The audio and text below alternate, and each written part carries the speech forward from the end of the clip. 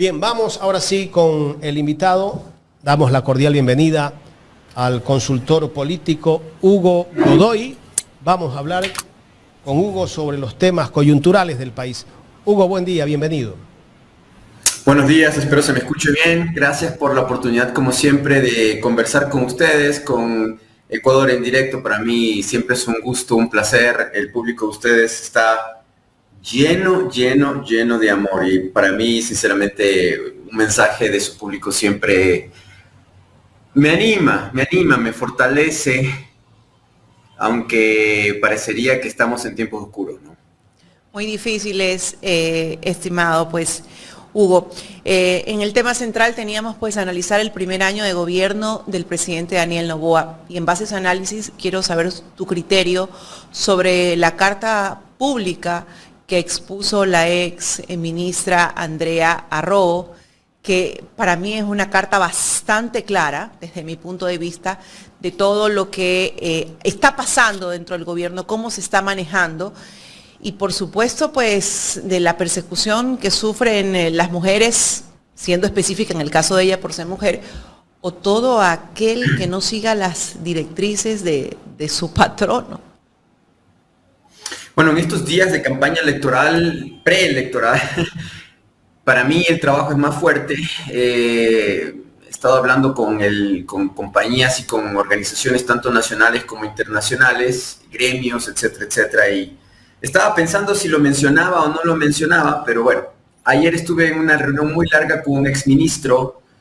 Como no le he podido preguntar porque estamos trabajando en algunas cosas para otros países, pero el que mejoró, el que hizo el proyecto Coca-Cola Sinclair y fue perseguido, y que estuvo donde estuvo Arrobo, y que fue perseguido por Pillo Vicencio, por Ecuarriza, el medio que ustedes mostraron hace un momento, que le dieron un proyecto como de 800 megavatios y él lo convirtió en más de 1000. Y un hombre perseguido y difícilmente, y un brillante cerebro, ¿no? Te puedo decir que lo que están haciendo actualmente con el tema de traer yo no soy especialista en temas energéticos, trabajo con gente que sí lo es, como este exministro, para que no solamente me asesore, sino que me ayude a desarrollar soluciones en este momento para otros países. Y el asunto es, en este país, lastimosamente, quien obra bien en el sector público es perseguido, es calumniado y es amenazado. Alguien que hizo tanto por el país, como me decía él, muy molesto ayer, me persiguieron por las supuestas microfisuras, me persiguieron porque Coca-Cola Sinclair no servía, no valía, o era construido para un país que no necesitaba tanta energía, que hasta que porque subí la capacidad de generación eléctrica, pues también por eso yo estaba en temas de corrupción. Y ahora, como decía Bucarán, ¿y ahora cuál es la central hidroeléctrica que funciona y que ha mantenido lo poco que funciona en el país? Y ahora, entonces, el tema de Arrobo, y yo debo ser sincero, esto es como, y yo no tengo muchos pelos en la lengua, de hecho ninguno. Quien es parte de la guarida de perros y sabuesos, cuando les muerden entre ellos, porque las fieras tienen un problema, pasa con los cocodrilos, pasa con las serpientes, pasa haciendo analogías de animales que son respetados, hermosos, maravillosos, pero tienen una naturaleza de ser. Y la naturaleza de ser es que entre ellos se muerden. ¿De acuerdo? Entonces, por ejemplo, con el ex defensor del pueblo, estimado Freddy, tú fuiste parte de eso, pues. Lo que pasó fue que ellos pensaron que te ibas a ir hasta las mismas y de repente dijiste, no, hasta ahí no llego, y te persiguieron. La señora Roba es la misma historia. Es como con los ministros que tuvo con los ministros que tuvo Guillermo Lasso. Algunos yo conozco, algunos estudiaron conmigo en la universidad. ¿Y de qué te quejas? Les digo yo, ¿no? Fuiste parte de uno de los peores gobiernos y permitiste y sacaste la cara por aquel presidente que es un narcobanquero. ¿Ahora de qué te quejas? Allí sí, por ejemplo, yo te puedo decir, no. Tú fuiste parte de esa porquería y si te mordieron tus compinches, tus panas, tus tus ñaños de fiesta y todo lo demás, pues qué pena, ¿no? Pero siempre fuimos de grupos distintos. Yo no te voy a dar la mano en este momento porque tú fuiste parte de esa organización. La señora Robo fue ministra de un personaje que toda la vida desde niño las mujeres le han dado haciendo todo. La madre le ha hecho la vida perfecta al niño. Se casa con la primera esposa, que pertenece a un grupo familiar muy poderoso en temas financieros y de seguros y reaseguros internacionales. La primera esposa. Como el muchacho sintió y vio que realmente no le daba lo que él necesitaba, pues se mete con alguien más joven, mucho más joven que él. Y ahora esa muchacha, mucho más joven que él, no sabemos si ella es la que está haciendo la campaña o él es el por el que vamos a votar. ¿Quién sale en los videos? Es ella. Quien pide porque el pueblo entienda a su esposo es ella. Entonces, ¿cuál es el perfil de personalidad de este personaje? Y más allá de los asesores, porque las personas que están asesorando a Daniel trabajan con Argentina y que trabajaron en la época del gobierno de Macri. Y cuando Macri estaba en números bajos, muy malos, pues se le ocurrió pues a mi querido paisano de acá de Quito, Jaime Durán Barba, se le ocurrió empezar a poner a la esposa y a la hija, la última esposa y a una niña pequeña, porque ellos usaban hasta una niña pequeña, para que todo el mundo en Argentina diga, ay, pero qué linda familia. No puede ser un hombre malo si está casado con una mujer tan bella, tan bellísima. Si es hasta modelo, influencer, y la niña es una princesa. Nos representa muy bien a las argentinas y argentinos, mientras se estaban llevando todo, mientras la gente se estaba muriendo de hambre y el país se lo estaban llevando en peso. Entonces, la misma historia pasa, ¿no? Ahora tienes la princesa que está yendo de batalla, que está yendo a Machala, a una de las ciudades más peligrosas del mundo, no solamente de América, sino del mundo, a saludar a personas con discapacidades y que no te preocupes, la honorada soy yo. Y él con las amantes. O sea, realmente es un circo, pero un circo en el que estos personajes, muy acostumbrados al tema de la manipulación, utilizan a mujeres para no solamente atacar mujeres, para atacar y lograr sus cosas todo el tiempo. Si no, veamos a la superministra, pues la señora Palencia, que nos tiene perseguidos a un montón de personas. A eso sí se dedica, a chuzar, como dicen en Colombia, que está tan de moda los celulares, como el mío. A eso sí se dedica. Y a realmente cumplir las necesidades del país en temas de seguridad, pues bien puedan, ¿no? Pero no, pues sacan unas bonitas fotografías con chatarra que Estados Unidos está regalando, ¿no? Entonces, triste decirte esto, pero no es un tema de género. Tontos útiles hay en los dos géneros y en los otros que también hay. Tontos útiles hay. Gente que se vende por plata o por el momento o por brillar. ¿Y quiénes podrían ser, Hugo, quiénes podrían ser los tontos útiles de este gobierno? Uy, la lista es grande, O sea, yo mira, me pregunto eso porque, mira, conversábamos con el asambleísta Lenín Barreto justamente sobre este contrato de los generadores, ¿no? Y más o menos nos decía que hubo mucha gente del círculo de Daniel Noboa que ha querido, pues, no ser parte de ese contrato, ¿no? Entonces vemos también que en ese círculo, como tú decías, y bien hacías esa analogía, están depredadores y entre ellos mismos también se quieren matar, pues todos quieren tener el manejo del contratito y todos quieren llevar su parte en ese círculo. Entonces están más preocupados de lo que puedan llevarse en una crisis energética que realmente por solucionar el problema.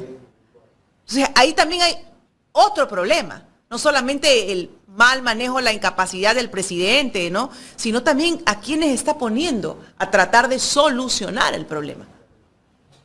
De acuerdo, mira, a ver, vamos por analogías. Nuestro pueblo tiene una frase sabia que dice, deja que entre ellos se maten, ¿no? Pero lastimosamente utilizamos esa pequeña frase cuando hace 3 años la gente decía, no, en Guayaquil no pasa nada, se están matando allá en la cárcel. No, es la gente del batallón del suburbio, de la perimetral, que viven como animales y todo. Así me decían los pelucones, pues no, de San Borondón, York.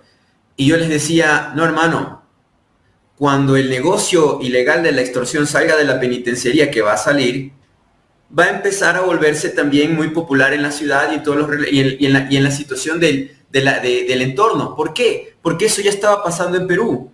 Porque eso estaba pasando en Colombia, lo que le llaman vacunas.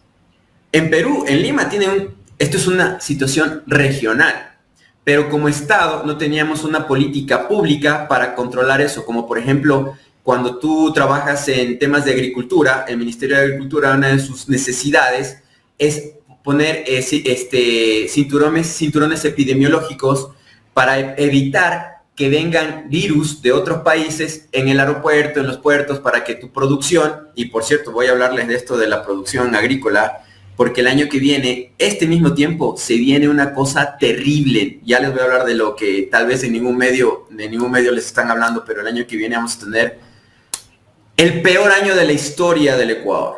O sea, el año que viene vamos a tener el peor año de la historia del Ecuador. Y ahora que voy a hablar con un candidato presidencial, amigo, en la tarde, yo voy a preguntar, ¿por qué quieres ser presidente? Mira los datos que te voy a dar.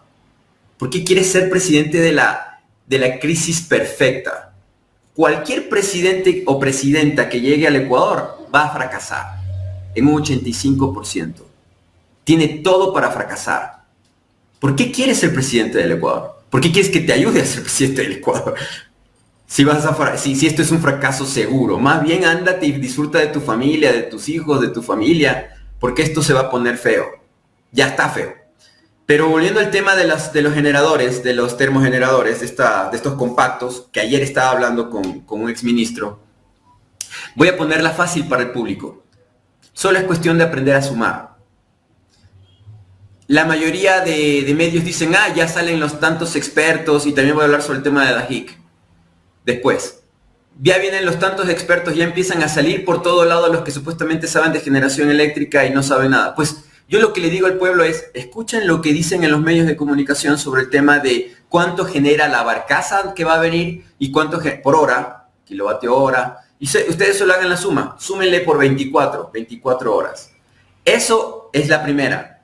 La segunda, perdón que sume así, pero aprendí de los alemanes. Nosotros aprendemos así, no sé, es como que al revés.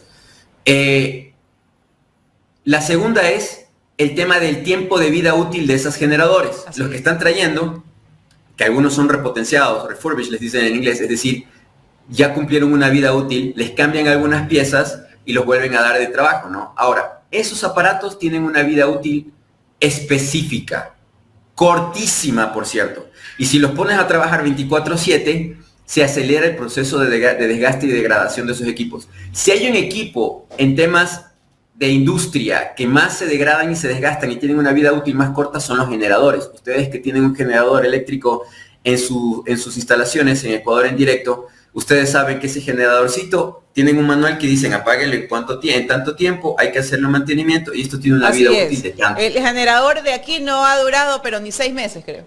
Y ya 3 meses y ya no tenemos generador ahorita. Estamos con uno prestado.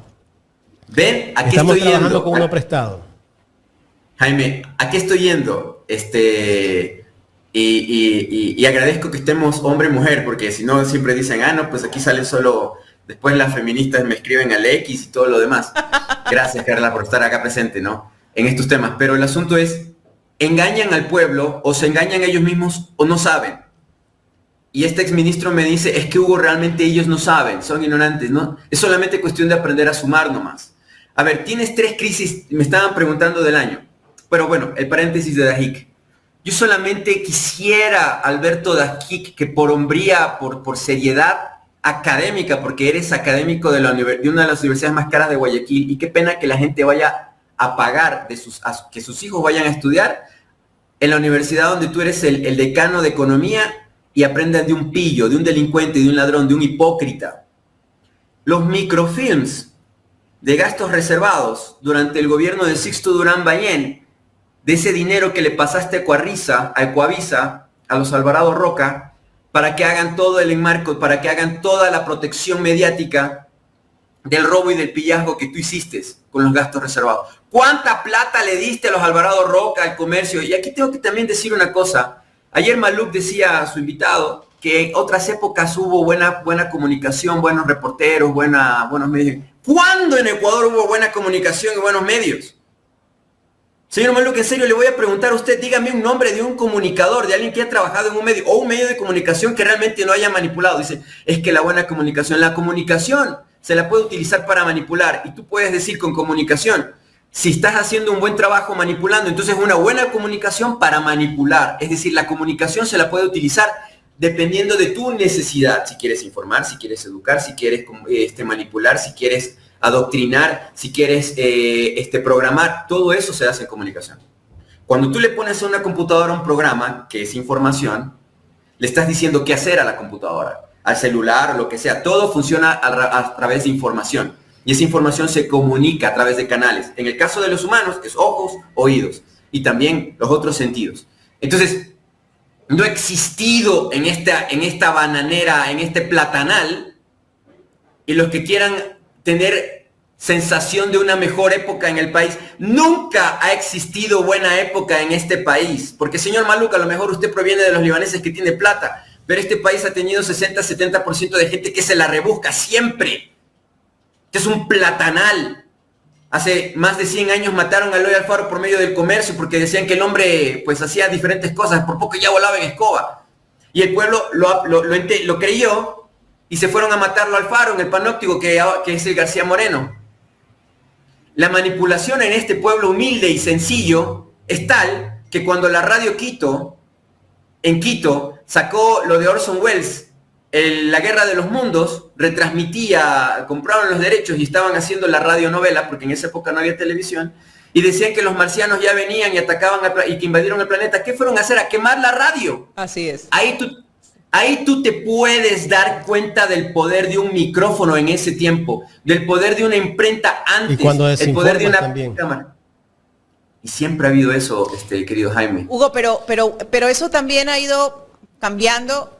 Yo creo que esa parte a la tecnología tenemos que aplaudírsela, porque ahora, gracias a eso, hay espacios que han podido, como el tuyo, por ejemplo, que eres un investigador total de toda la historia, que ha podido ir develando esas narrativas que nos han impuesto y a las que nos han sometido, porque la opinión pública ha estado basada en función de eso, del sometimiento de los medios de comunicación.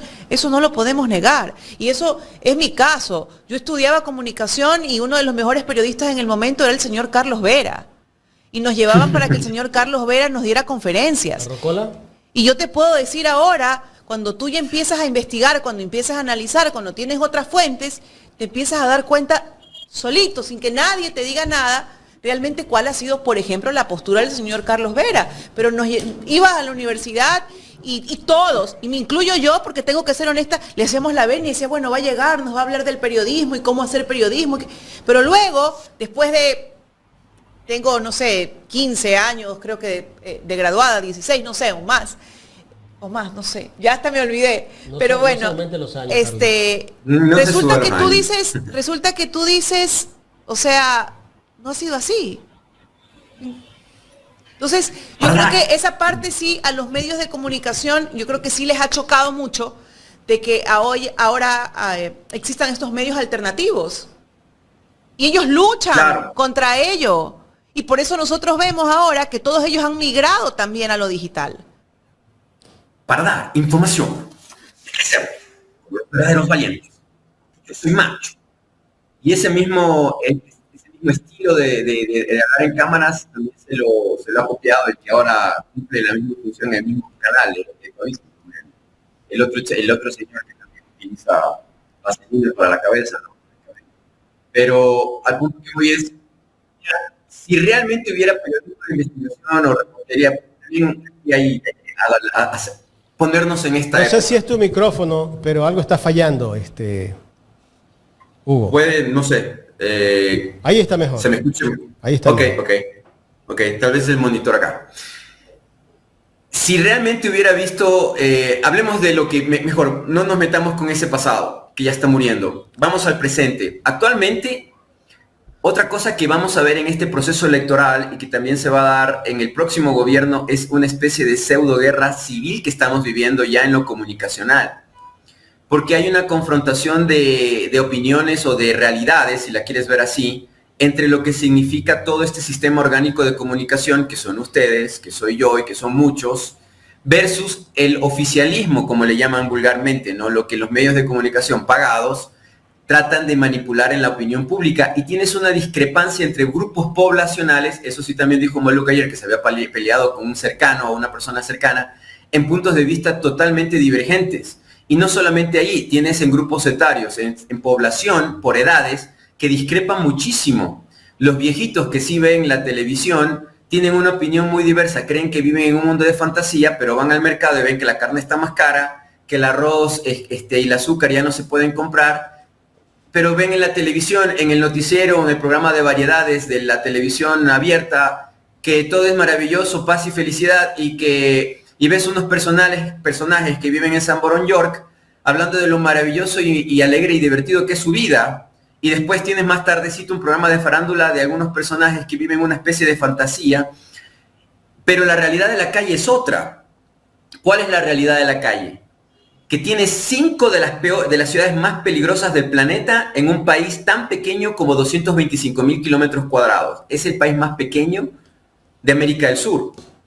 Si no hubiera países pequeños en Centroamérica, sería el más pequeño, porque de paso, los que supuestamente les pagamos un sueldo porque son servidores públicos, como los militares, nunca ganaron una guerra. La única guerra que se ha ganado contra el Perú fue la de Tarqui y fue un venezolano, fue Sucre el que ganó una guerra, y por eso Cuenca, justo hablaba ayer en una reunión con gente de distintos países, les decía, Cuenca debería ser Perú, y yo lo sé. Un ancestro mío vino del virreinato de Lima a fundar Cuenca, eso era Lima, pero Sucre se los quitó, y hasta ahora les duele. Y eso es un problema comunicacional, porque los militares allá tienen una doctrina de hasta que Cuenca sea nuestra, siempre va a haber guerra con los monos, porque le dicen monos a los ecuatorianos. Y hay que cambiar esa historia, tenemos que ser la misma integración, ya basta de guerras, pero tarde o temprano va a volver ese tema, porque los gringos están armando los países para volverlos a pelear. Entonces, el asunto es, existe esta guerra comunicacional, que se va a volver violenta en la calle. Eso es normal, eso es lo más común. Si tú preguntas a la gente en Palestina, tanto de un bando como del otro, no vamos a decir nombres, nacionalidades, no vamos a decir, ellos en conocimiento van a decirte, les odiamos a esos por esto y por esto y por esto. Si tú te vas a Ucrania o a Rusia, la misma historia. ¿Cómo es que se dio la guerra? Primero hubo 14 años previos de envenenar a la gente comunicacionalmente.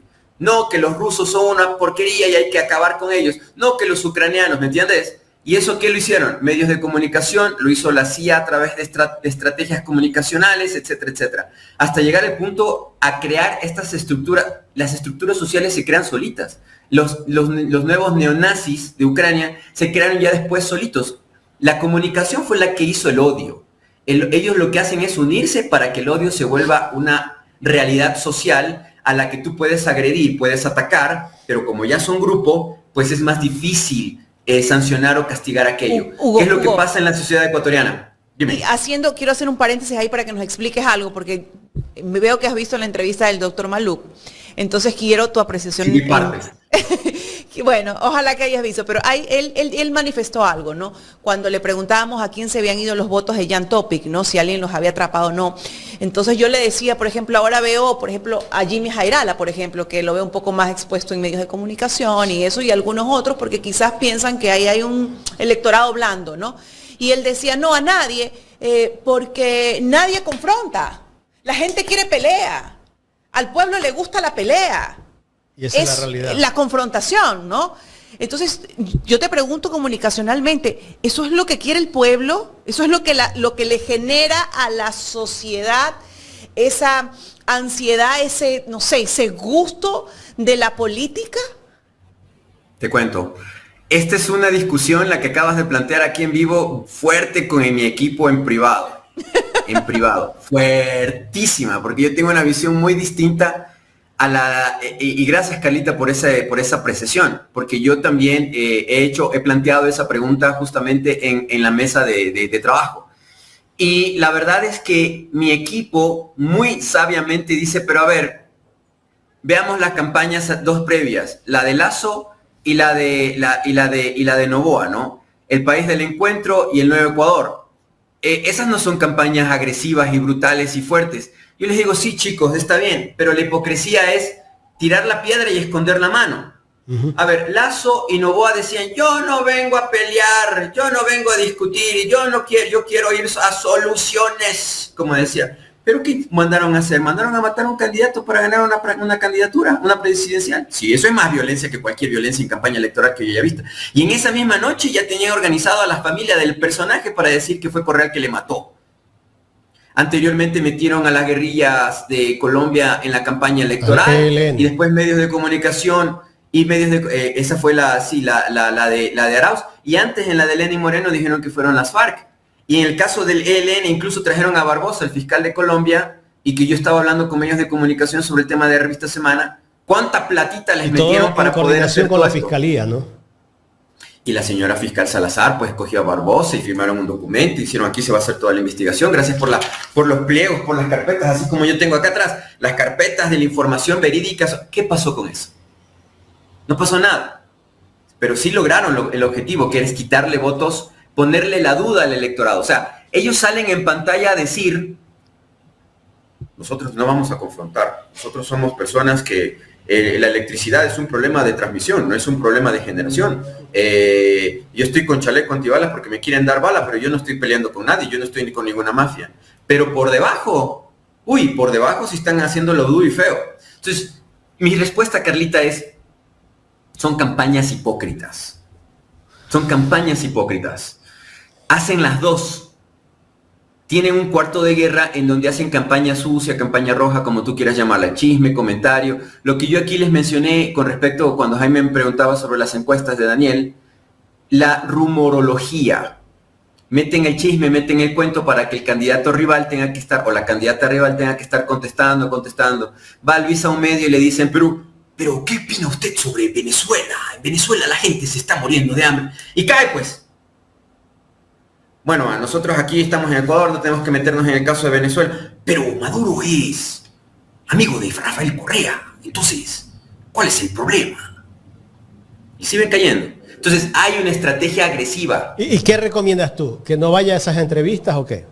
Bueno, lastimosamente la señora González no tiene una...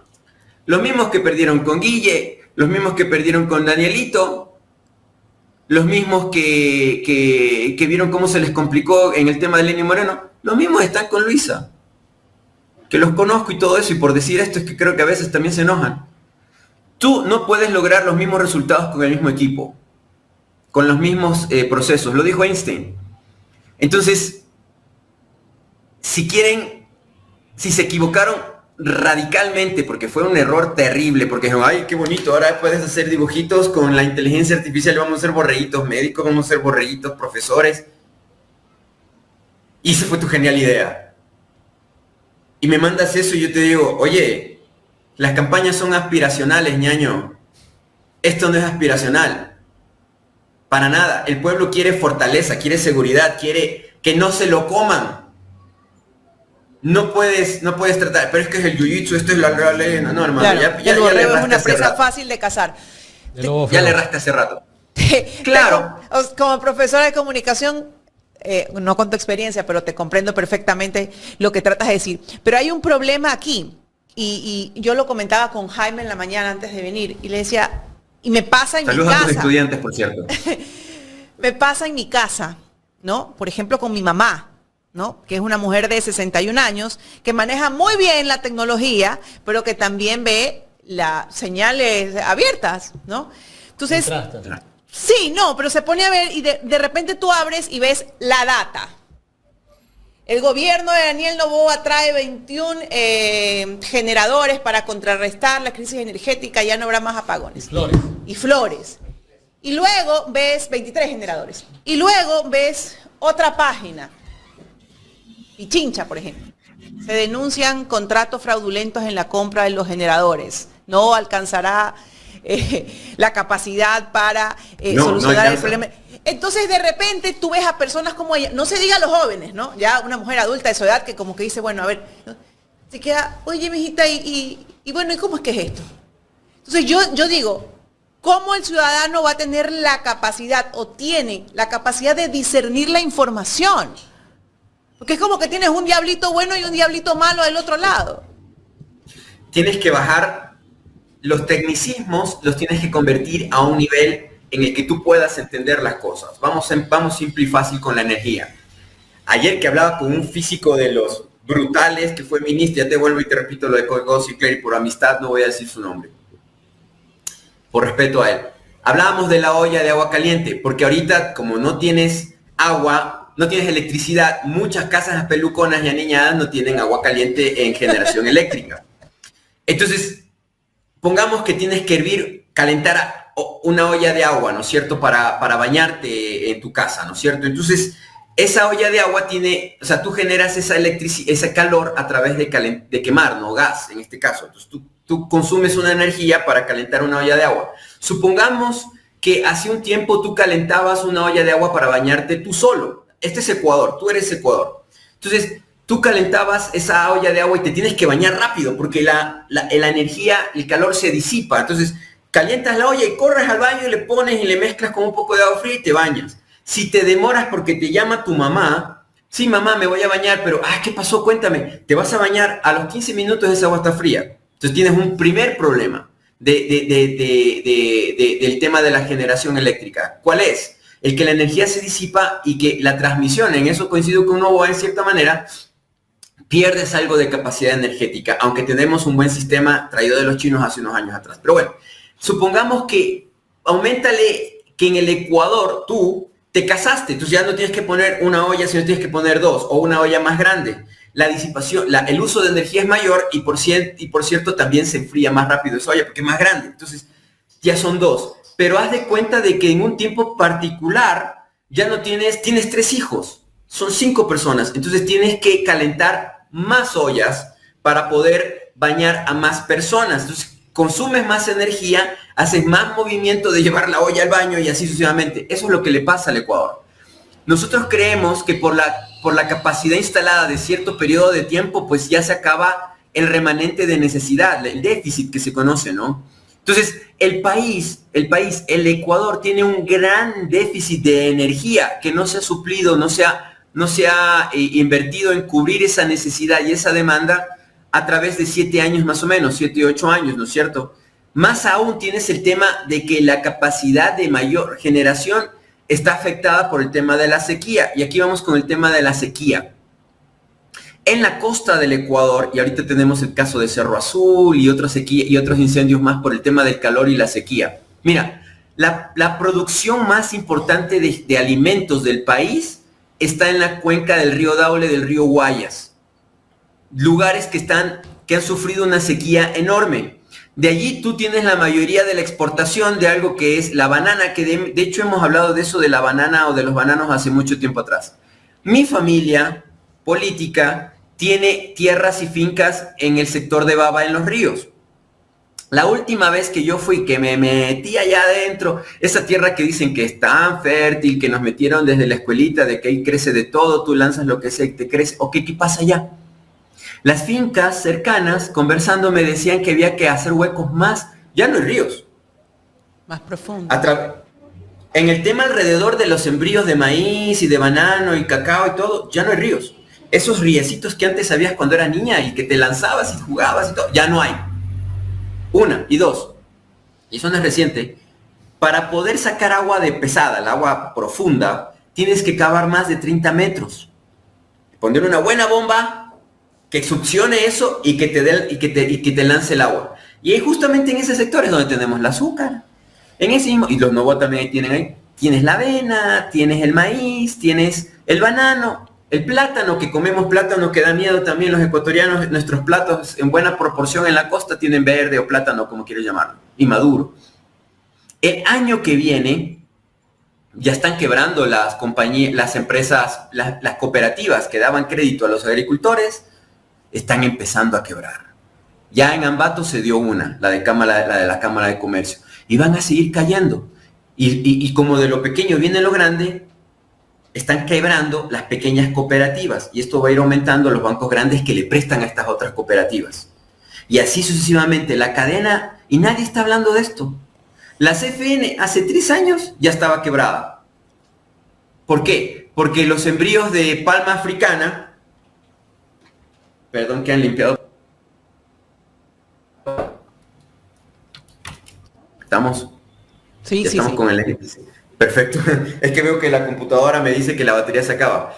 Bueno, yo sí tengo electricidad también. Entonces, el asunto es, el año que viene van a empezar a quebrar los bancos. El novita está empezando y los novoístas dicen, ay, qué bonito, está regalando banano de rechazo. ¿Sabes cuánto es en las plantaciones el banano de rechazo? Porque no creció, porque no llovió, porque no hay agua. El banano necesita grandes cantidades de agua. Y el agua en la costa ya se está acabando por los monocultivos. Y eso no le estamos pensando en nuestros hijos, no le estamos pensando en los nietos.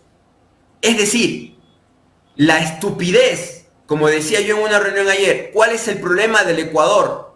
Que nos han hecho tan coyunturales, tan del momento, que no pensamos a 5 años para adelante, ni 5 años para atrás. Ni siquiera nos acordamos lo que hicimos el año pasado. Entonces, tenemos una gravísima crisis ecuatoriano. La agroindustria se acabó en este Ecuador amazónico, ya se acabó. Porque los que se hicieron millonarios con los monocultivos, Novoas, y hablo de los dos Novoas, los Bejarano y los Novoa Pontón, que tenían un montón de tierras, pues esas tierras se están secando. Y la sequía viene desde el Perú. En Perú están terriblemente mal en el norte, donde sembraban arroz y todo lo demás. Ya no hay. Porque no es algo que va a ser por siempre. Se llaman recursos limitados, recursos no renovables, les dicen. El agua dulce es un recurso no renovable. Y aquí, en América del Sur, adiós, se acabó. Acabaron con la selva nuestros padres y abuelos. Pues qué pena, nosotros ya no tenemos esos ríos. Se acabó. Las montañas, en Quito están racionando el agua. En Quito están racionando el agua. Y tú dices, pero si están las montañas por ahí, los ríos y todo lo demás. ¿Por qué? Porque la ganadería de los que privatizaron todo eso, pues se comieron todos los páramos. Ya no hay. Si tú manejas afuera de la ciudad, de nuestra querida andina ciudad de Quito, ya no hay páramo. Hay vacas. Y esas vacas necesitan pastizales. Y esos pastizales no recogen agua. No son humedales. Se acabó la ganadería, pues señor, perdón, se ofenden cuando yo hablo así, porque él fuerza el acento, ¿no? Señor candidato Isa, que por las vaquitas y todo lo demás, se acabó, hermano, porque solo andan pensando en esta platanal para unos hacendados que ya se lo consumieron. Entonces ahora estamos teniendo los problemas de agua en Quito, ya no llueve porque se acabaron las montañas. Y eso lo sabían todos los ingenieros agrónomos que han trabajado en el Ministerio de Agricultura décadas. ¿Pero qué hicieron? Nada. Y ahora estamos con este problema. Y este problema va de largo. Entonces, ¿qué tienes el año que viene? La CFN. Hace 3 años no podía recuperar créditos de la palma africana, sobre todo en esmeraldas. ¿Y qué pasa? En los sembríos, en las grandes plantaciones le dicen a los muchachos, miren, ya no va a haber sembrío, ya no hay cosecha, ya no hay trabajo. Váyanse a la ciudad de Esmeraldas, váyanse a Quinindé a ver qué hacen. ¿Y qué hacen esos muchachos? Oiga, pues, ¿qué puedo hacer? Mira, vende droga. Mira, ándate allá a alta mar y ya haces ese camello. Y ganas más billete. No hay política. No hay cómo recuperar eso. El campo va a volver a migrar a la ciudad. ¿Y a dónde va a migrar? ¿Va a migrar a Lomas de Urdesa? ¿Va a migrar a la Alborada? ¿O se va a ir al batallón del suburbio? Se va a vivir a invadir otros territorios que ahorita no son urbanos. Van a poner sus cañitas y ahí van a vivir. Se van a poner con la escopeta y van a decir, a ver, pues sácame. Eso es lo que está pasando y lo que va a pasar. Esto es un círculo vicioso. Por eso le digo, candidato, hermano, no sabes. Y si te metes de presidente, la vas a fregar. Gracias por escucharme, te estoy diciendo lo que va a pasar. ¿Quieres ser presidente con esto? Sí, hermano, sí quiero. Bueno, entonces veamos qué puede hacerse, pero la verdad te digo en serio, esto está bien complicado. Porque cerramos las líneas de crédito con China. China ya no invierte en Ecuador. ¿O han visto que el gobierno chino... ¿Han visto ustedes en los últimos 5 años una noticia en que el gobierno chino está financiando algún proyecto en Ecuador? No. Porque pero es que eso era antes un pecado, pues aquí para la oligarquía, pues te decían China, decían ya nos vendieron a los chinos, ahora somos colonia china. ¿Qué hicieron los chinos? Pragmáticos. Pensaban hacer un gran hub de desarrollo en Ecuador, como los gringos hicieron en Corea del Sur, pues no, se fueron a Perú. ¿Y qué hicieron hace unos días que me invitaron? A estrenar el puerto de Chancay. el puerto más grande de aguas profundas de América del Sur, de ellos. ¿Cuál fue el último gran proyecto que hicieron antes? Fue Coca-Cola Sinclair, y persiguieron al ministro que hizo ese desarrollo, persiguieron a la empresa china que desarrolló ese proyecto, al Banco de China que fue el que puso la plata y todo lo demás. Hugo, ¿y ese puerto se pudo haberse construido acá? El proyecto era en Ecuador, amigo. El proyecto era en Ecuador. O sea, la propuesta inicial era en Ecuador. ¿A eso vino Mike Pence de Estados Unidos, gobierno de Donald Trump, que tú me querías decir cómo va a ser el tema. Ah, bueno, es otro medio que me preguntaba cómo va a ser Noboa. La única ventaja que tiene Noboa de su gobierno es Donald Trump. Porque estos muchachitos, el padre y compañía, son gente de los republicanos. De hecho, hasta Alvarito se jactaba de ser amigo de Bush padre y todo, y Bush hijo. Entonces, volviendo al tema, y claro, o sea, en el gobierno de Reagan. Ahora que dices Bush padre, Bush hijo, la señora, la que era embajadora de Ecuador en Francia, Yvonne Baki, ¿la sacaron de Francia para llevarla ¿qué? ¿A Estados Unidos? ¿O la sacaron ya del gobierno? Porque era amiga, o es amiga de Trump la señora Yvonne Baki. Yvonne Baki es una bisagra impresionante. Bisagra me refiero al tema de que permite abrir puertos, ¿no? Es la base. Y ella, como bisagra, tú sabes, a una puerta entra lo que sea, puede entrar alto, bajo, gordito, flaco, o sea, ella no tiene ideología, ella es una lobista, ella tiene contactos, hace conexiones. Entonces, ¿cuál es el asunto acá? Yo le veo una gran ventaja, y eso me preguntaban algunos empresarios, ¿cuál es la realidad Ecuador con Estados Unidos ahora que Trump está de presidente? Claro, él realmente tiene muchas posibilidades de entregar al Ecuador como ellos quieran y como ellos deseen. Como te decía, cuando Mike Pence, que fue vicepresidente de Donald Trump, vino a Quito y lo recibieron bonito y todo lo demás en el Palacio de Gobierno, le dijo Pence todo lo que tenía que hacer el Ecuador y Lenín Moreno dijo, bueno, ¿yo dónde lo firmo? Que hay que permitir que los barcos entren a Galápagos, pues entraron los barcos a Galápagos. Que hay que entregar a Julian Assange, pues se entregó a Julian Assange. Que hay que firmar un nuevo acuerdo de financiamiento con el Fondo Monetario Internacional, que no necesitábamos, pues se firmó el acuerdo de 1500 para empezar con el Fondo Monetario Internacional. Que X, Y, Z, todo eso se hizo. Que tenías un ministro de defensa en ese momento, un vendepatrias, que hizo fundir las armas que China le había dado al Ecuador. Que salió y dijo, estas armas no sirven para nada, ni siquiera como chatarra. Allí fue donde se le declaró al Ecuador estado no grato a China.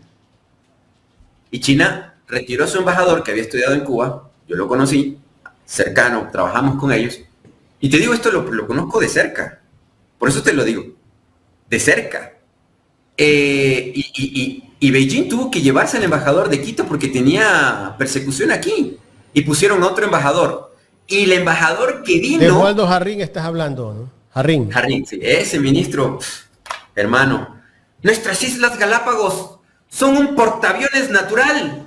¿Para quién, pedazo de bestia, desgraciado? O sea, perdóname, pero en serio, debería estar en la cárcel por traición a la patria. Esos son las verdaderas traiciones, no los muchachitos que los acusan de terrorismo y los arrastran aquí de 17, 16 años como terroristas. Jarrín es un terrorista, doble sueldo. Le dicen que él tenía que ser el ministro, ponen a Carrillo como ministro de seguridad, como comandante de la policía, ponen a la comandante, la señora narcogenerala, y volvieron al Ecuador el narcoestado por excelencia. Y ahora se rasgan las vestiduras porque The Economy sale y dice que Ecuador es el mejor narcoestado del mundo, que por cierto este es otro tema interesante, ¿no? Cómo Ecuador en 5 años se convirtió en el principal exportador de cocaína sin tener un solo sembrío. Y cómo Ecuador está lavando dinero más que Panamá. Es una cosa impresionante. No aceptan algunos que son parte de este gobierno el reportaje que publicó The Economist, que somos un narcoestado, ¿no? Ayer hablábamos con el economista Alberto Acosta y justamente él mencionaba este tema, que la economía del Ecuador se sostiene gracias a los migrantes y la Siempre. otra parte del lavado de dinero del narcotráfico, que es lo Mira, terrible. Esto es muy interesante. Lo que acabas de mencionar ya es lo macro, lo grande, ¿no? Y es este tema del Dajic hablando, y tú mencionabas el tema de mantenemos a los pobres, no, y pedazo de bestia, a quien mantenemos aquí en el Ecuador, a quien subsidiamos es a ustedes, a los plutócratas, a los ricos. Porque se les hace perdones de impuestos, siguen exigiendo que para invertir... Incentivos tributarios. En los incentivos tributarios. Yo voy a poner la fábrica, pero para poner la fábrica... ¿no? Como que no son subsidios, no camuflados. pagan impuestos. Pero en cambio, la ceñito que se quiere poner una peluquería porque se esforzó, siendo madre soltera, fue a estudiar las noches corte y confección o peluquería, lo que sea, dice, bueno, voy a vender o voy a endeudarme y voy a ponerme mi salón de belleza. Que esa sí es gente honorable, Alberto Dajic, tú en tu vida has trabajado. Y se pone el salón de belleza, pero como el país está en crisis, primero te llega el vacunador, dice, vea, para ponerse aquí tiene que darme 500 al mes. Uy, pero yo estudié esto, voy a poner, y me compré la silla y todo lo demás, entonces voy a ponerme a trabajar. Y te das cuenta de que de repente las mujeres no llegan, porque no hay plata para hacerse un peinado, pues, no hay plata para irte a pintar las uñas en esos barrios. La gente lo hace a mano ahora la gente lo hace por sí mismas, o simplemente no lo hace, porque este es otro país. Hasta el 2015 el país se expandía financieramente. Y eso le decía a gente que ha construido edificios en lugares caros de Quito y me decían, no puedo alquilar las oficinas, tengo 3, 4, 5 pisos, estoy perdiendo $20,000 ya 2 años y no puedo alquilar. Ha cambiado el Ecuador. El Ecuador que construía, ese fue hasta el 2014-2015, en expansión, de tener un país que más o menos tenía un PIB, un producto, o sea, generaba recursos más o menos por 80,000 millones, de repente saltó a 100,000 porque crecíamos al 4 o 5%, de obra pública sobre todo, y de repente se redujo. Ahorita estamos en menos de 80,000 millones, no sé qué dijo Alberto Acosta. Volvimos no solamente al año 96, sino que estamos más atrás del 96. Mucho más. Pero el problema es que ya no somos pues 14 millones o 13 millones, somos cerca de 20 millones. ¿Cómo alimentas a los que no tenías en el 96, que ya en esa época éramos pobres? ¿Cómo alimentas a los que no habían en el 96, que estamos hablando de 6, 7 millones? Tienes como no sé cuántos millones, 100 miles de personas que son del Perú, de Colombia, que están viniendo, se están quedando aquí, porque tienes crisis en Colombia, tienes crisis en Perú. Entonces tienes también unos migrantes que están acá, retenidos, y que están mendigando en la calle. Entonces, ¿cómo puedes sostener eso? No lo puedes sostener, porque no hay crecimiento financiero, no hay industrialización del país. Y de ahí de paso, por eso te estoy diciendo, ¿quién quiere ser presidente el año que viene? Tienes la industria que daba empleo. 2, la una es la agrícola, en el campo, retiene a la gente ahí, pero ahorita quebró, freíste. Y la segunda, la industria de la construcción. No estás invirtiendo en vivienda urbana. Mira, aquí tienes que tener algo como lo que hizo Roosevelt. Cuando se dieron cuenta que tenían la crisis financiera allá en los 30 en Estados Unidos, dijeron, bueno, ¿qué hacemos? Invirtamos, metamos todos los dólares. Y ese es otro problema. Y yo puedo querer muchísimo a mis amigos, exministros, académicos, todo lo que tú quieras. Uh-huh. Pero hace tiempo yo puse un Facebook que nunca lo veo, que se llama Una alternativa a la dolarización. Al menos otros países tienen su moneda propia como para zafarla de alguna manera y decir, bueno, vamos a sacar dinero por alguna manera para poder solventar esta crisis. Pero en un país, lo que te decía de China, en donde no baja el riesgo país, porque los gringos dicen, ay, qué bonito, haz todo lo que yo diga, yo te voy a ayudar. Aplaudes como foca y aplaudes como foca, pero ellos no bajan el riesgo país de Ecuador, sigue como en 1,000. O sea, quiere decir que los créditos que Estados Unidos o los bancos privados de Estados Unidos le vayan a prestar al Ecuador van a ser a un interés del más del 20%. Eso es horrible, porque ¿cómo va a pagar el país que no tiene plata? Una. Y dos, te peleas con las industrias que pagan más impuestos. Te peleas con las industrias mineras que pagaban cientos de millones de dólares por el tema de la extracción de oro en ciertas provincias. Y dice Novoa, estas empresas no están pagando por la electricidad, y son empresas que incluso generan su propia electricidad. Y pagan impuestos. Te peleas con ellas porque tú tienes el negocio del oro ilegal. Pero ¿quién es el que no paga los impuestos en este país? ¿No es el mismo grupo Novoa? Total. Entonces, el país se hizo un golpe, se disparó en el pie y esa herida está sangrando. Y está sangrando y se está haciendo y se está pudriendo. Entonces, yo te digo, el próximo gobierno, ahí sí te puedo decir, el próximo gobierno, en sus primeros 10 decretos que va a hacer en una misma semana, en el mismo día, primer decreto ejecutivo, él ya juramentar a ser presidente o presidenta y llegar al cargo. El segundo, ¿cuál va a ser tu gabinete? Tienes que tener claro quién va a ser tu gabinete, porque si no tienes la menor idea, te freíste. Y el tercer decreto es tomar una decisión financiera urgente y ya. Y que sea, como dicen, la obra pública también, ¿no? Con cuchillo y sin anestesia. Y definitivamente, pues, estos últimos 3 gobiernos han estado gobernando para una minoría de 30.000 personas, millonarias, que en crisis o sin crisis están creciendo, están haciendo mucha plata. Los árabes que están poniendo tutis por todo el país. Mal no les va. Mal no les va. Y nadie los toca, ¿no? Y Guillermito, que tiene un convenio ahí con Daniel Noboa, que es el gran narcolavador del país, está feliz y contento aquí en Quito. Hugo, a los Charninsky ponen tuti por todos los sectores populares incluso, y nadie los toca, ya no llega la vacuna. Bueno, en algunos lugares les han robado 3, 4 veces los locales, yo sé. Pero ganan tanto que realmente no importa, porque ellos se adaptan, amigo. Si el país estaba en expansión, cuando estaba en expansión, bueno, voy a poner supermercados en centros comerciales más caros y por esa papa voy a ganar el 200%. Porque ahora la gente tiene más billete. Ahora, como la gente tiene menos plata, voy a poner tiendas más baratas y voy a vender esa papa que antes vendía más cara, la voy a vender ahora más barata, pero yo voy a seguir ganando porque yo soy el monopolista, yo tengo la producción de las papas a nivel... Y el que no me quiera vender, pues que se le pudra la papa para ver quién le compra. Entonces, mira, yo te digo porque en mi experiencia he trabajado desde compañías multinacionales como Frito-Lay, la que hace las Lay's, las papitas fritas, PepsiCo. Y en esos años ellos me decían, ¿no? Yo a veces hablaba con los ingenieros que recorrían el país y ellos les decían, si quieres bien, si no que se te pudra la papa. Imponían el precio. Y te dicen esas compañías internacionales, es que la oferta y la demanda, la mano invisible del comercio, no, ellos manipulan. El que tiene el poder financiero manipula. Así es. Manipula el mercado. Porque él decide si compra o no. Los mismos que hacen el azúcar, los Noboa.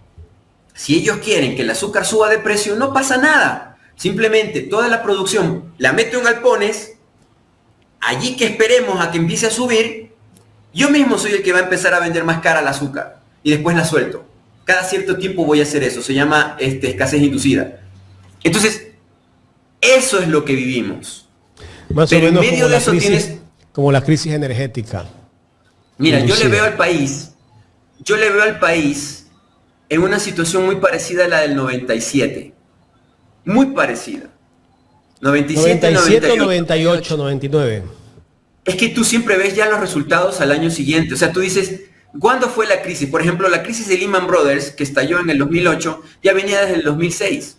Lo que hacen estos pillos es como creen que realmente son magos. El primer banco que quebró fue el Continental, recuerda. Eso fue en 96, claro. Si no me equivoco. Y el Continental lavaba plata que no tienes idea. Yo en esa época... ¿Quiénes eran los dueños del Continental? Grupo Ortega, ahora sí, dueño de universidades. Mira, y te voy a decir una cosa. León Febres Cordero tenía un avión que se lo habían comprado en T3. León Febres Cordero no iba pues a Salinas en auto, él iba en avión. Y ese avión era propiedad, tanto de, él no puso un centavo, pero él era también dueño. El otro dueño, el que pagó el avión era Danilo Carrera. Y el otro, el dueño del Continental. Los tres siempre se subían al avión para hacer y deshacer desde Guayaquil hasta Salinas. Pasaban allí un rato y después el avión se regresaba. Y desde el avión, don León veía su gran negocio de Ecuasal. Veía. Y le decía pues a los comandantes, ¡se me está metiendo el agua! Manda a los ingenieros del cuerpo de ejército para que hagan un dique, Por eso ahí, en donde él tiene a su alrededor, hay bastante obra civil. Pagada por ti. que tanto creías pues en el León Febres Cordero y que decías, el único que persiguió la delincuencia y todo lo demás, tenía un avión privado con 2 banqueros. Y 2 banqueros que resulta ser que eran grandes lavadores de narcotráfico y de todo tipo de pillajes desde siempre. Y él tenía el avión con esos 2 pillos más. Y nunca los tocó.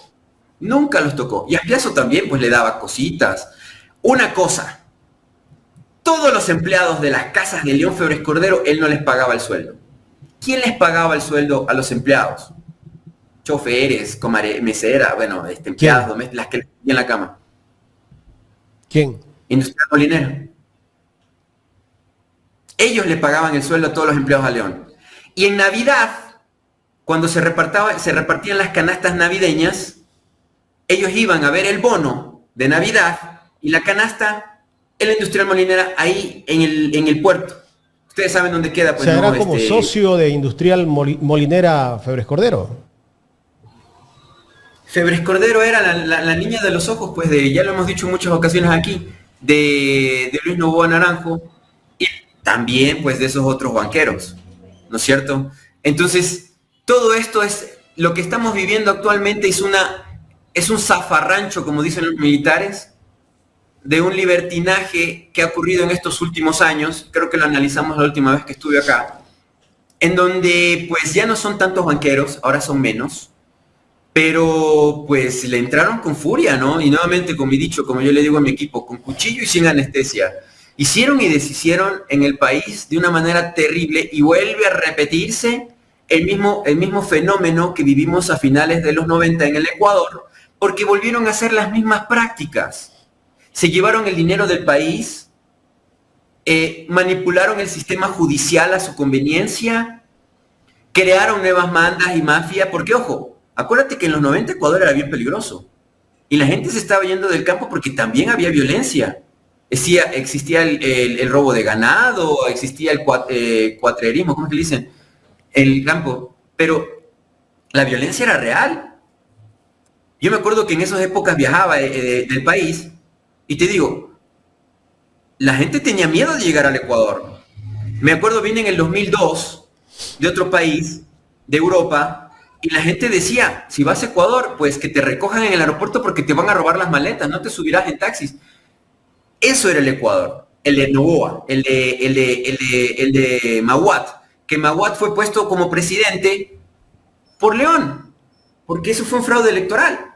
Entonces, y ahí entran los banqueros a hacer todo ese desastre que ahora nuevamente está ocurriendo. Entonces, lo que vamos a ver en esta segunda etapa de la década del 20 del Ecuador es una crisis terrible a menos. Mira, aquí hay 2 posibilidades, con lo que hablábamos con Carlita.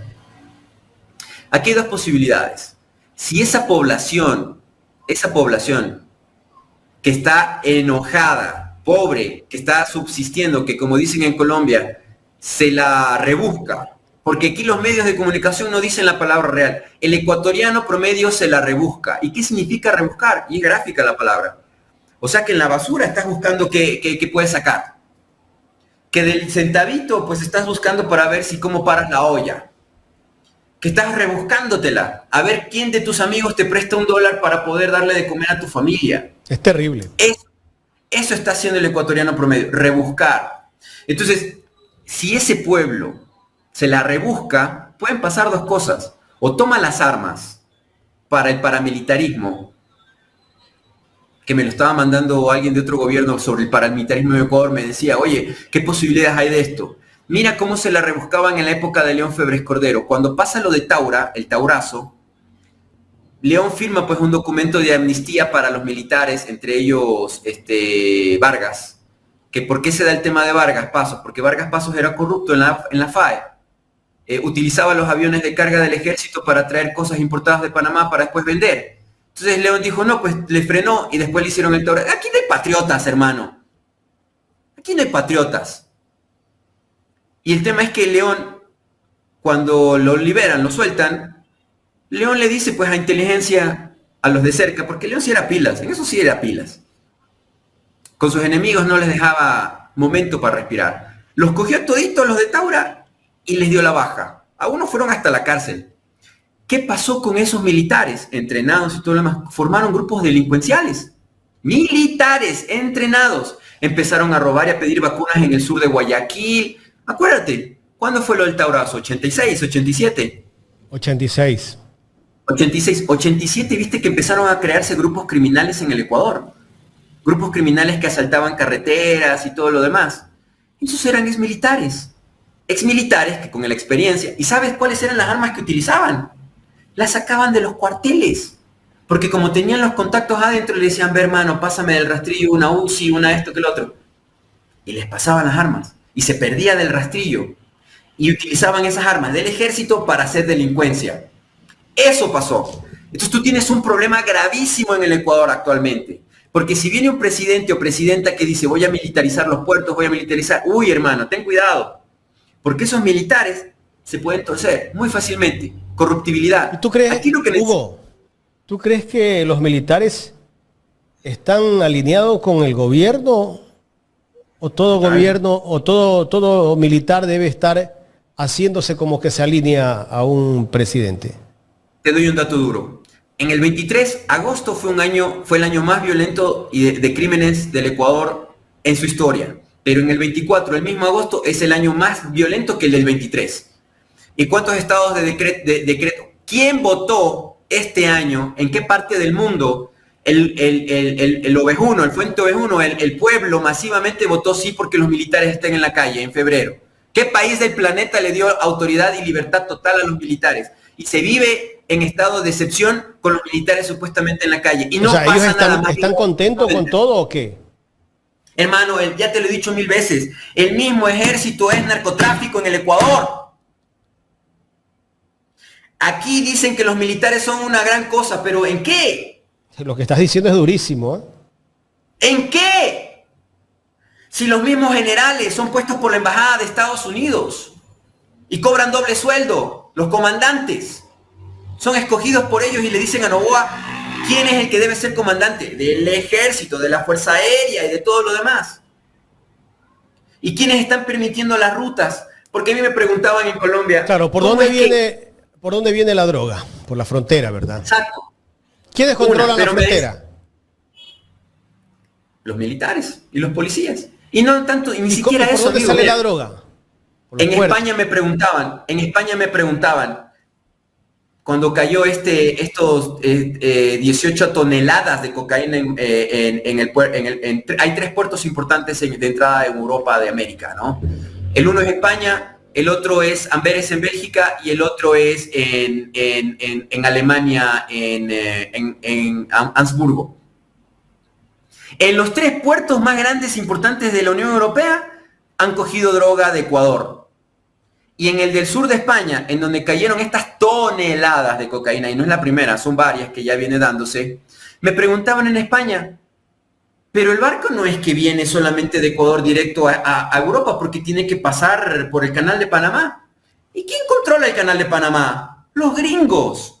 ¿Y qué pasa con el tema de estos barcos Panamax, que son gigantescos? No cargan toda su droga, no cargan todo su cargamento en Ecuador. Esos barcos vienen desde toda América recogiendo, desde Chile la fruta, la uva, la manzana, van cogiendo una parte, porque son barcos gigantes, son ciudades. Una parte en Chile, otra parte en Perú. Pasan, a veces estos barcos ni siquiera calan en Ecuador. Estos barcos gigantescos que llevan la droga, los cargan en alta mar, con la droga de aquí. Y pasan por Panamá. ¿Cómo es posible? ¿Cómo es posible que en Panamá detectan un contenedor de 50.000 tornillos que se iban para Cuba? No, es que Cuba no puede tener estos tornillos porque está bloqueado, porque tiene una sanción del gobierno de Estados Unidos. Entonces estos tornillos se quedan y el barco es sancionado. ¿Y cuando es droga?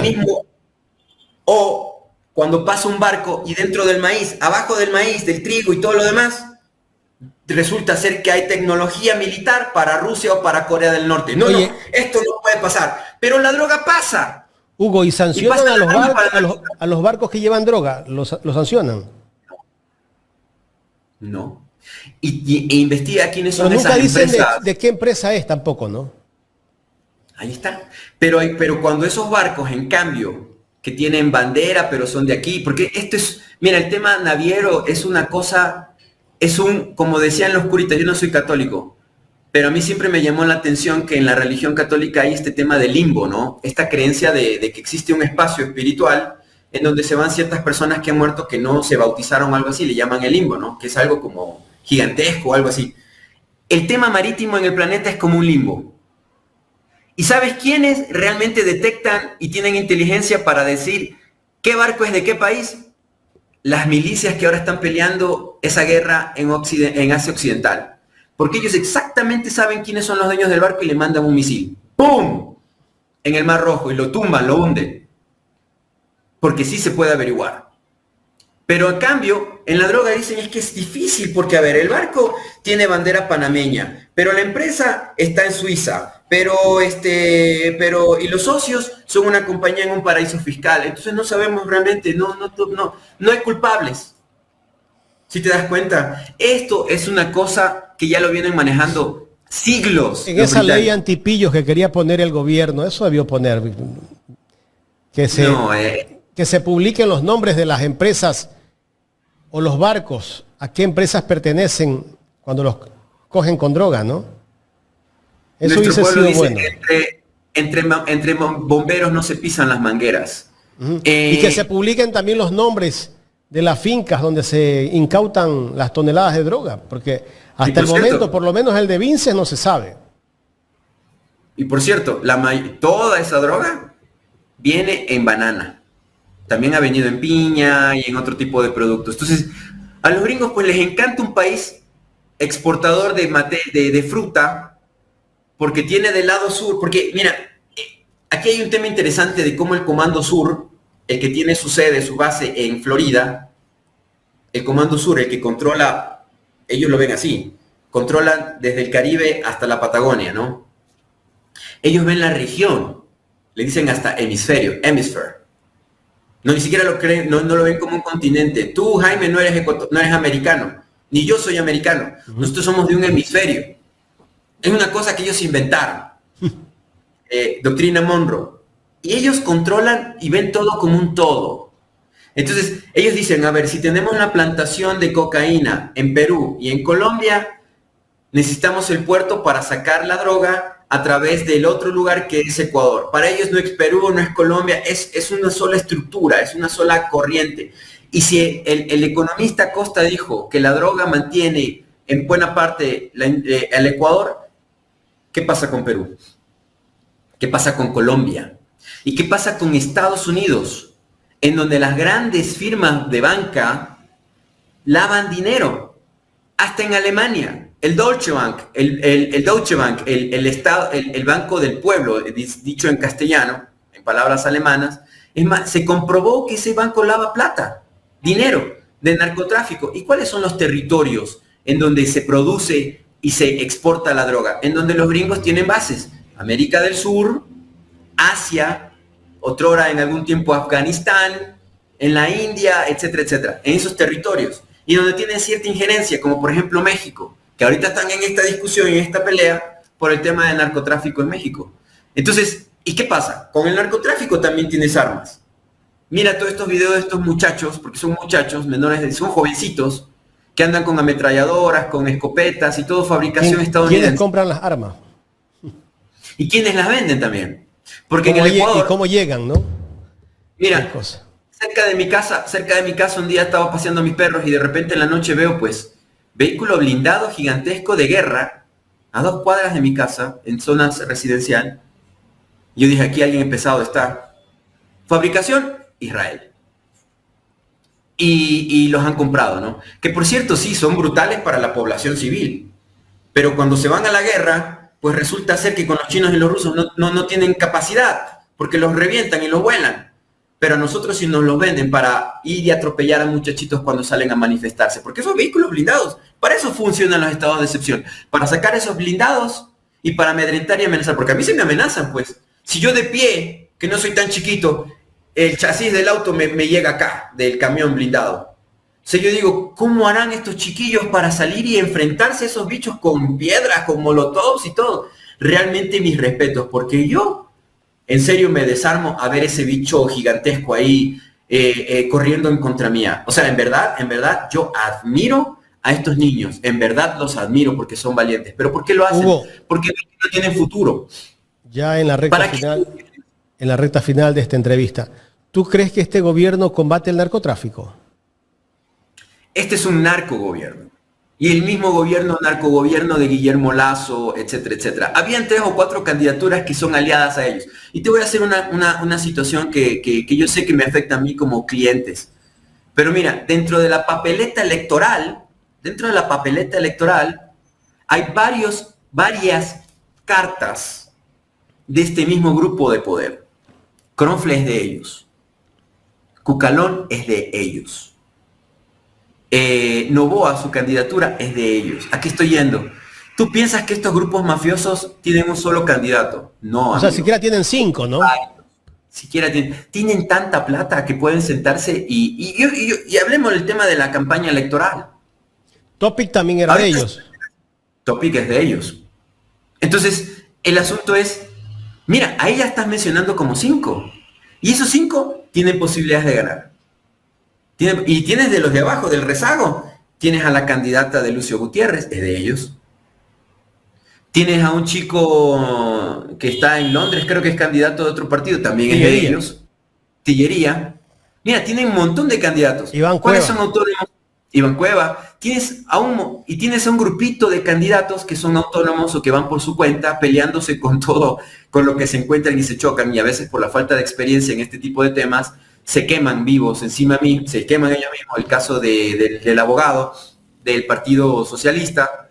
Tienes a Luisa González, que tiene mucha presión alrededor. Yo entiendo. Tienes al comunicador, a Jimmy Jairala, que no están dentro del entorno de ellos, y los van a pisar.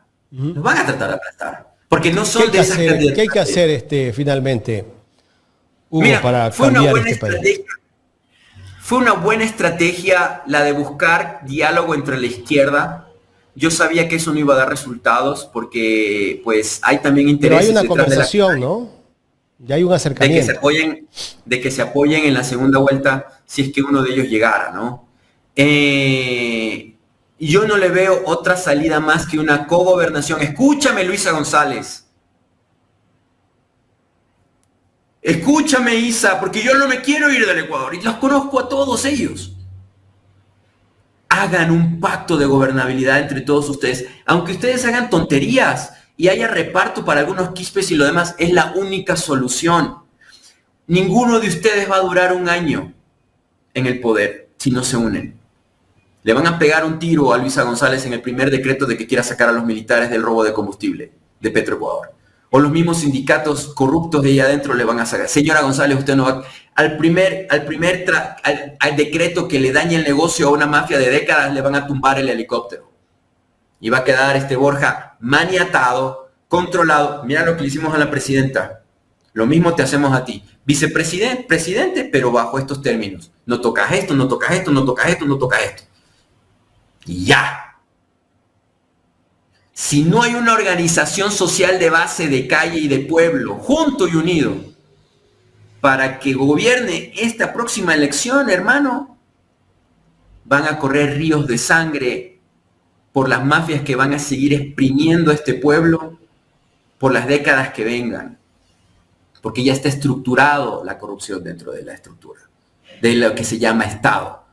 Y no se trata aquí de hablar de nacionalismos, no se trata aquí de hablar de ciertas ideologías que ya están caducas y que ya se probaron y que no funcionan. Aquí hay que tener soberanía respecto de la caja, del dinero del Estado, quitárselo a los banqueros.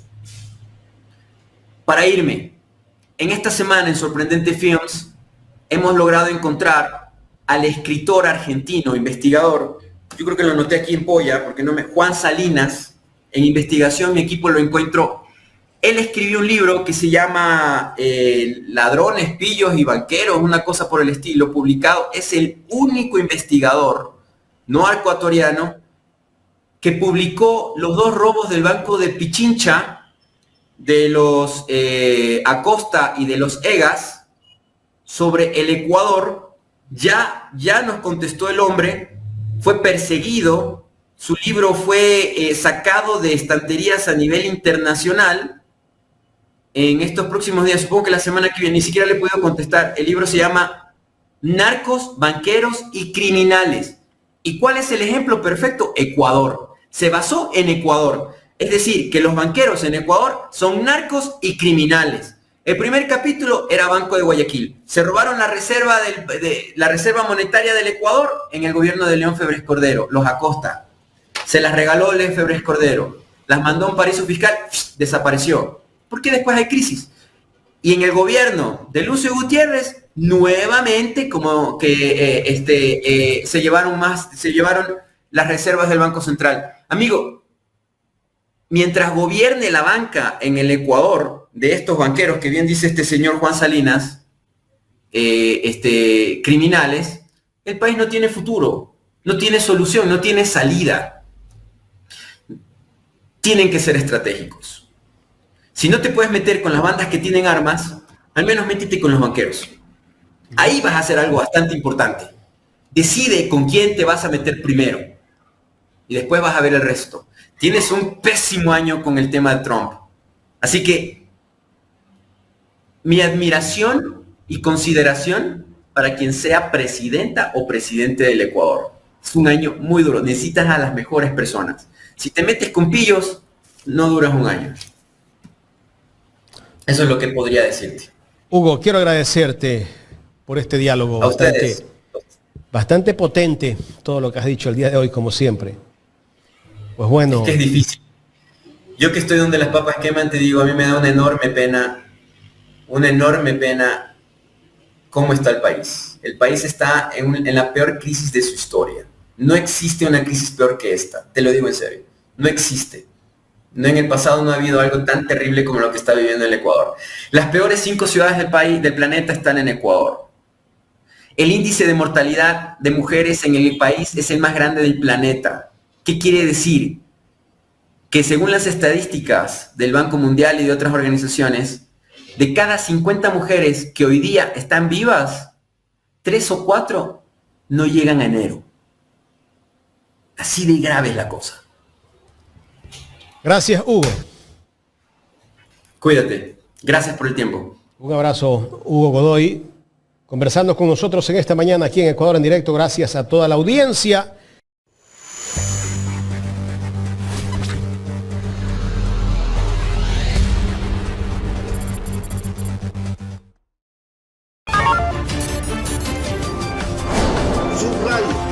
No es eso. Pelearemos, pero eso quería llegar. Y que nos niegan, hay todo.